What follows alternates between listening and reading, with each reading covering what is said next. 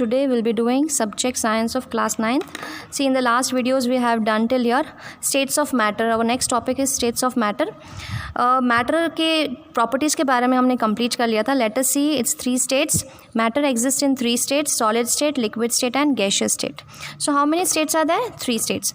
यहाँ पे आपको एग्जाम्पल्स बताया गया है. That is ice. Ice is what? Solid state. Water is what? Liquid state. And steam जिसको वाटर वेपर भी कहते हैं, that is what? Gaseous state. So what you have to do, ये आपको अपने नोटबुक में करना है. ये जो पैराग्राफ है एक नोट्स की तरह आपको बनाना है कि स्टेट्स ऑफ मैटर क्या है. ये तीनों स्टेट्स लिखने हैं प्लस इसके एग्जाम्पल्स लिखने हैं. ये आपका वर्क रहेगा. Okay, now let us see the solid state.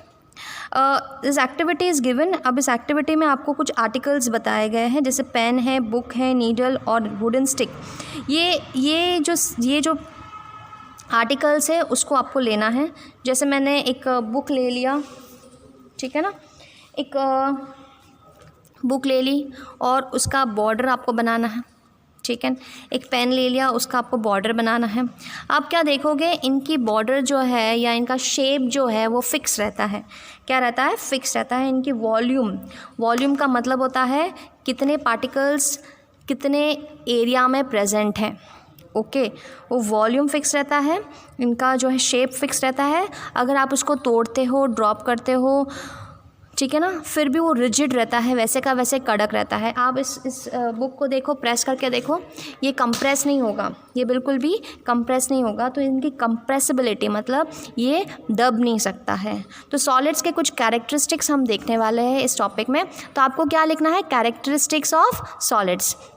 इसमें आपको नोट्स बनानी है. जो टॉपिक मैं बता रही हूँ उसके नोट्स बनाते जाना है. जैसे यहाँ पे बताया गया है कैरेक्टरिस्टिक्स ऑफ सॉलिड, इस तरीके से आप नोट्स बनाओगे. Solids are rigid and incompressible. Solid क्या है? रिजिड, फिक्स है, कड़क है. और इनकम्प्रेसिबल, आप इसको कंप्रेस नहीं कर सकते. जैसे मैंने आपको एक लास्ट वीडियो में इनके ड्रॉ बताई थी.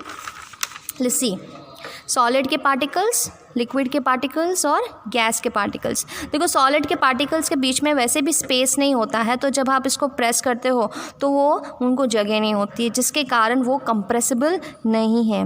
लिक्विड में आप देखोगे बीच में स्पेस होती है तो वो कंप्रेस कुछ हद तक हो सकता है, और गैस में बहुत ज़्यादा स्पेस होती है, इसके कारण वो ज़्यादा कंप्रेस होता है.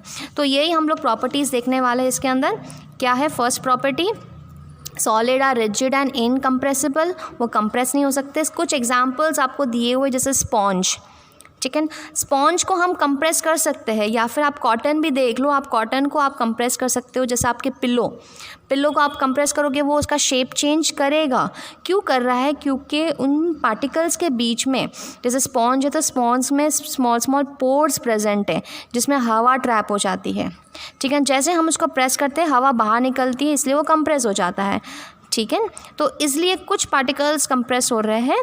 मगर क्यों हो रहे हैं? क्योंकि उसके अंदर स्पोर्स है, छेद होती है, जिसके कारण वहाँ पे एयर ट्रैप होता है. नेक्स्ट पॉइंट क्या है? The solid has a definite shape and volume. उनकी फिक्स शेप होती है और फिक्स वॉल्यूम होता है. क्यों? क्योंकि उनके पार्टिकल्स जो है स्ट्रॉन्ग फोर्स ऑफ अट्रैक्शन से बाइंड है. Next property, solid is in general have high density. देखो, मैंने यही आपको पहले भी बताया था यहाँ पे. अब देखो, सॉलिड में पार्टिकल्स कितने पास में, मतलब बॉक्स सेम है, पार्टिकल्स ज़्यादा है, मतलब वो हाई डेंसिटी है, ज़्यादा जो है पार्टिकल्स छोटे एरिया में है. इसकी डेंसिटी सॉलिड से लो है, और गैस की तो सबसे कम है, क्योंकि उसी एरिया में पार्टिकल्स कितने कम हैं. तो डेंसिटी का डेफिनेशन हम देखेंगे. यहाँ पे आपको डेंसिटी का डेफिनेशन लिखाया गया है कि व्हाट इज़ डेंसिटी. ये आपको एक नोट में बनाना है कि density is defined as mass per unit volume. What it is? Mass per unit volume. Okay. In solid intermolecular forces are strong. अब पार्टिकल्स पास में है, जब पार्टिकल्स पास में होता है तो उसका फोर्स क्या होता है? ज़्यादा होता है, ठीक है ना. और उसमें काइनेटिक एनर्जी, वो फोर्स ज़्यादा होने के कारण वो ज़्यादा हिलता नहीं है. अगर डिस्टेंस ज़्यादा है, ज़्यादा डिस्टेंस जैसे इतना दूर है, तो वो अच्छे से हिल सकता है. पास में है तो इनमें बिल्कुल जो है फोर्स ज़्यादा होने के कारण वो इनके पार्टिकल्स हिलते नहीं हैं. ओके, तो इनके इंटरमॉलिक्यूलर फोर्सेस क्या है? स्ट्रॉन्ग. अब डिफ्यूजन जो रेट होता है ये भी बहुत कम है, क्योंकि पार्टिकल्स जो है ज़्यादा दूर नहीं है, उनमें काइनेटिक एनर्जी नहीं है, तो डिफ्यूजन रेट भी इसमें क्या होता है? स्लो, ठीक है ना, हमने सॉलिड्स कंप्लीट कर दिया है। अब लिक्विड के बारे में देखते हैं। अब लिक्विड के लिए हम एक छोटी सी एक्टिविटी करते हैं। सी इन द पेज नंबर 5 आपको अलग अलग वेसल्स दिए हुए हैं, जैसे ये बीकर है, ये फ्लास्क है, कॉनिकल फ्लास्क सॉरी, ये बीकर है और ये एक टेस्ट ट्यूब है। अब आप अलग अलग जो है लिक्विड ले सकते हैं, जैसे वाटर है, कुकिंग ऑयल है, मिल्क है, जूस है, कोल्ड ड्रिंक है, और अलग अलग जो है कंटेनर में डाल के देखो। आप क्या देखोगे कि जैसे हम उस कंटेनर में डालते हैं वो उसका शेप ले लेता है। हमने 50 ml लिक्विड लिया है, 50 ml लिक्विड लिया है। अगर इस फ्लास्क में डाल रहे हो तो फ्लास्क जैसा शेप ले रहा है, ये अगर बीकर में डाल रहे हो तो वो बीकर के जैसा शेप लेता है, टेस्ट ट्यूब में डाल रहे हो तो टेस्ट ट्यूब के जैसा शेप ले लेता है। तो हम कुछ जो है ऑब्जर्वेशंस इसमें बताया गया है कि लिक्विड की फिक्स शेप नहीं होती है, वो जिस कंटेनर में डालते हैं वो उसका शेप ले लेता है, मगर उसकी फ़िक्स वॉल्यूम रहती है। मतलब ये भी 50 ml है, ये भी 50 ml है, ये भी 50 ml है, इसकी जो वॉल्यूम रहती है वो रहेगी फ़िक्स। अब आप वाटर, कुकिंग ऑयल, मिल्क और जूस और कोल्ड ड्रिंक को फ्लोर में गिरा दो। आप बस इसको फ्लोर पे ऐसे ही फेंक दो, गिरा दो। आप क्या देखोगे, कुछ जो है एकदम फास्ट मूव हो जाते हैं। जैसे पानी गिरा दिया कहीं पे आपने तो वो कहीं ना कहीं अपना रास्ता निकाल लेगा, ठीक है ना। तेल है, ऑयल है, तो वो थोड़ा सा उसकी डेंसिटी थोड़ी हाई रहती है तो वो धीरे धीरे जाएगा। जूस है, उस हिसाब से मिल्क है, तो उनकी जो स्पिलिंग है, मतलब आप कहीं गिराते हो तो वो कहीं ना कहीं रास्ता बना देता है, ठीक है ना। वो एक जगह से दूसरी जगह पे मूव कर सकता है, तो मतलब वो डिफ्यूजन दिखाता है। क्या दिखाता है? वो डिफ्यूजन दिखाता है। From high level to low level पे वो मूव कर सकता है, ठीक है ना। तो इस पूरे एक्टिविटी में हमने कुछ पॉइंट्स समझे हैं, तो हम देखेंगे लिक्विड की प्रॉपर्टीज़। अब नेक्स्ट हेडिंग आपको लिखना है नोट्स में, the properties of liquid, the general properties of liquid. पहला है liquids have no fix shape, उसकी फिक्स शेप या डेफिनाइट शेप नहीं होती है। वो किसका शेप ले लेता है? कंटेनर का। नेक्स्ट, इनकी वॉल्यूम फिक्स रहती है, ठीक है ना, डेफिनाइट वॉल्यूम है। इनकी डेंसिटी सॉलिड से कम होती है, ये मैंने आपको समझा दिया था। इनका इसके जो इंटरमॉलिक्यूलर फोर्स ऑफ अट्रैक्शन जो है वो कम है सॉलिड से, मगर गैस से ज़्यादा है।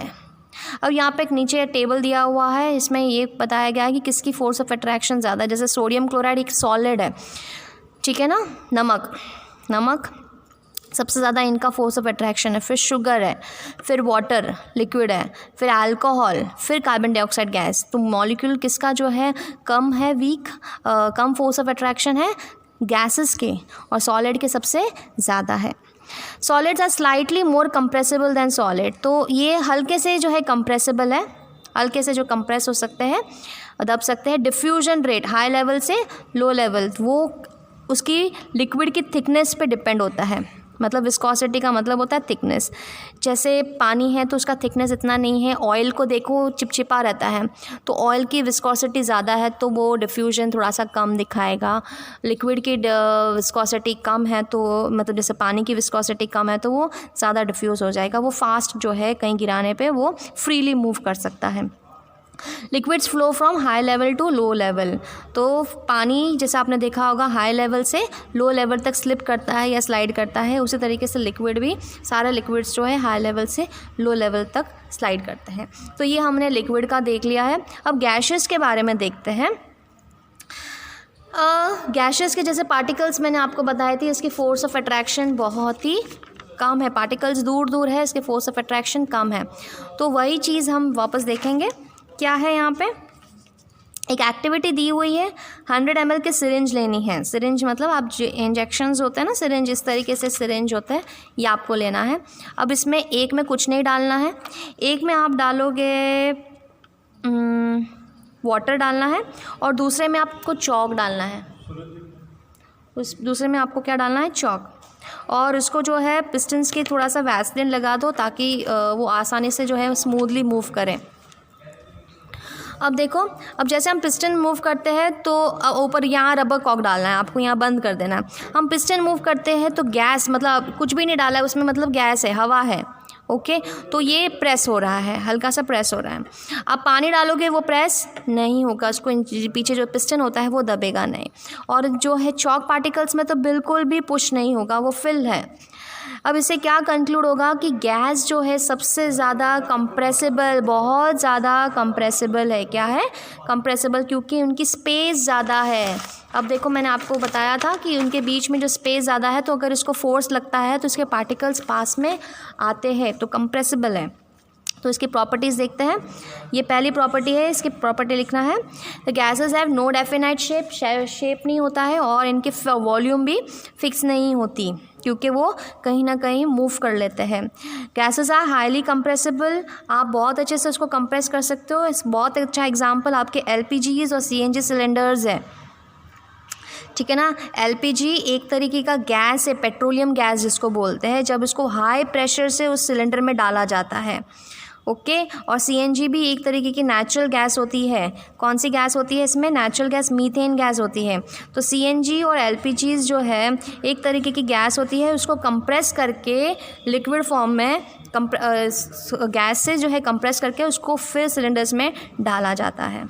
ओके, गैसेस की डेंसिटी लो होती है और गैसेस बहुत अच्छे से डिफ्यूज़ करता है। इसलिए आपने देखा होगा कि मम्मी जब खाना पकाती है तो जो गरम गरम खाने की खुशबू आपको जल्दी आ जाती है, क्योंकि वो गैस फॉर्म में काइनेटिक एनर्जी ज़्यादा रहती है, जिससे वो आसानी से जो है हाई एरिया से लो एरिया तक पहुंच जाता है। इवन आप जैसे परफ्यूम कहीं लगा दिया आपने, ठीक है ना, किसी बच्चे ने परफ्यूम लगा दिया और आप तक खुशबू आ जाती है, या अगरबत्ती हम जलाते हैं तो अगरबत्ती की खुशबू सब घर में धीरे धीरे फैल जाती है। क्यों हो रही है? क्योंकि गैसेस की डिफ्यूजन रेट सबसे ज़्यादा होती है।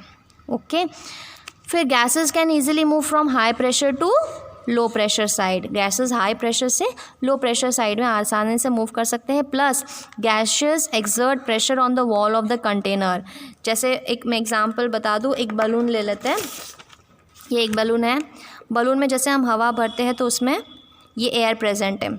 अब वो क्यों ऐसे इलास्टिकली फैलता है? क्यों जैसे हम लोग एयर डालते हैं, एयर क्या करते हैं, बाहर जाने की कोशिश करता है, जिसके कारण वो उस इलास्टिक पे दबाव डालता है और उसकी साइज़ को वो क्या कर देता है, बढ़ा देता है।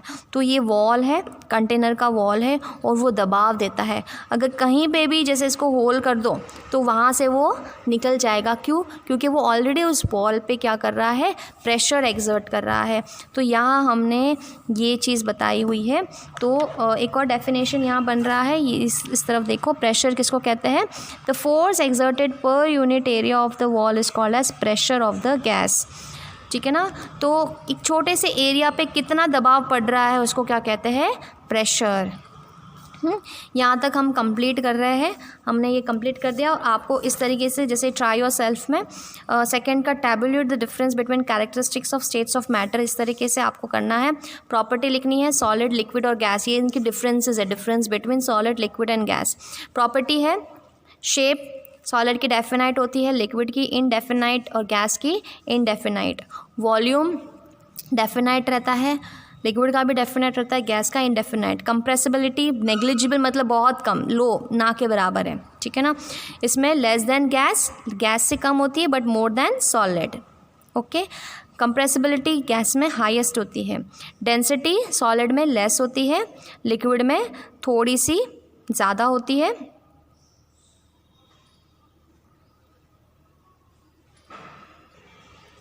डेंसिटी सॉलिड में ज़्यादा होती है, लिक्विड में सॉलिड से कम, less than solid but more than gas.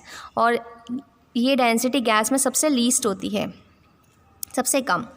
Most intermolecular force of attraction ज़्यादा होता है, मोर, इसमें लेस होता है, इसमें लीस्ट होता है। डिफ्यूजन इसमें लेस होता है, इसमें मोर होता है। और डिफ्यूजन रेट इसमें सबसे ज़्यादा होता है, मैक्सिमम, ठीक है ना, या हाईएस्ट भी लिख सकते हैं। तो ये आपको अपने नोटबुक में करना है इस तरीके से, प्लस नोट्स भी बनाना है। ये तो मैंने इसका क्वेश्चन बताया है सेकंड का, इस तरीके से आपको टैबुलेट करके बताना है, ठीक है ना।